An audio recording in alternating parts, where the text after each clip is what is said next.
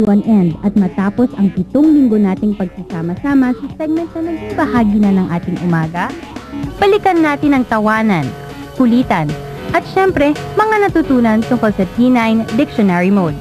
Ito ang ating T9 Moment.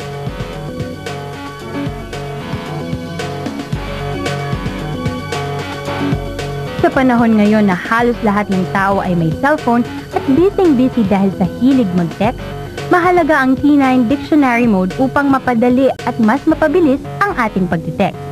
Kaya lang, hindi ito gaanong kilala ng nakararami. At ang naging misyon ng One Morning Host ay ang ipakilala ang feature na ito na makikita sa halos lahat ng cellphone.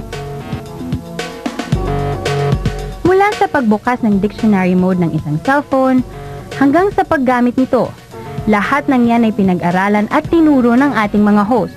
Nakakapagod at kung minsan ay straining kasi para sa ating mga daliri ang pagtitext, lalo na kung ito ay mahahalaga at mahahabang pangungusap. Kung isi-shortcut naman natin ang mga salita, maaaring hindi na tayong magkaintindihan ng ating kausap. At may balita pa na nakakadagdag ito sa pagbaba ng grado ng mga estudyante pagdating sa spelling. Ang T9 Dictionary Mode ay nagsisilbing daan para maitama natin ang spelling ng lahat ng salita. Mas madali dahil automatic ito at hindi kailangan gumamit ng multitap, kung kaya't malaki ang maibabawas ng oras ng ating pagtitext. Ang mga salitang tomorrow, someone, sandbox, cake, ay ilan lamang sa mga salitang ginamit bilang halimbawa ng T9. At ang simpleng sentence na see you later ay itinuro din ng T9 upang mas mapadali ang pagpindot at mas umikli ang texting time. Sa pagtuturo ng T9 segments, mas marami nang nakakaintindi at ngayon ay gumagamit na ng T9 Dictionary Mode mula sa ating mga viewers. Maging daan sana ito upang mas ma-improve natin ang ating spelling skills, mas magkaintindihan ng dalawang magkausap via SMS, at mas mabawasan ang oras na kailangan nating ibigay pagdating sa pagtitext.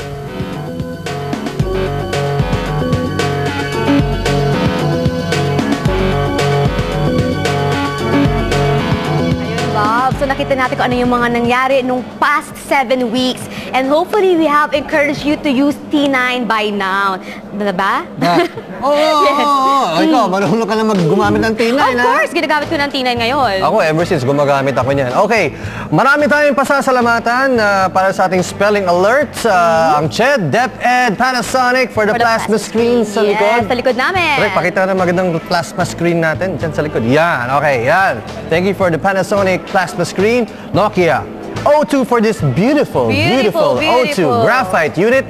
And Jerry's Grill. Yes, thank you very much for our breakfast this morning. And of course, T9 text input. Thank you very much. Gumamit kayo ng T9 para tama ang spelling at mas mabilis. Ako, yan ang ginagamit ko matagal na. Yung friend ko mabahay sinabi sa akin, alam mo, nagti-T9 dictionary ako eh. Sabi ko, hindi. Mahirap yan, ang magulo yan. Pero nung nagamit ko na, after 1 week, ang bilis ko na mag-text. Correct. Kahit sino tatalunin ko, pero walang lumaban sa akin. Di ba sinabi ko sa inyo? Bawal pala mag-stretch ngayon eh. No? Okay. Kung baga, Bobby, sige. So, to summarize ito, syempre, ang T9 po ay talaga namang nakaka-sharpen ng ating minds. Spelling proficiency, grammar, vocabulary, communication skills, alin pa. Syempre naman, it prevents us from the tedious texting or multityping. Thank you, T9. Akin na lang to. Thank you, T9! And syempre po, mga fellow texters, sana ay marami kayo natutunan sa amin. At syempre, patuloy na gamitin ang T9 from this day on. Thank you!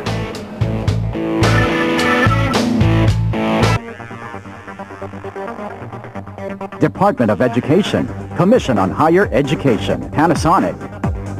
In cooperation with T9 Text Input. Text right, T9.